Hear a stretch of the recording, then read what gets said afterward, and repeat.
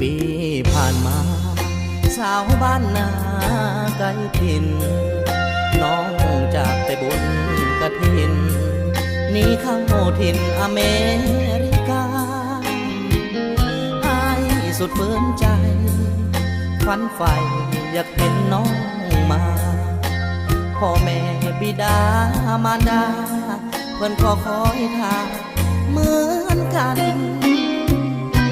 คำมั่นสัญญาน้องให้มานั้นเพียงภาพถ่ายพร้อมกับอักษรจดหมายบรรยายถึงความสุขสันต์น้องว่าสนุกพบสุขเหมือนเมือง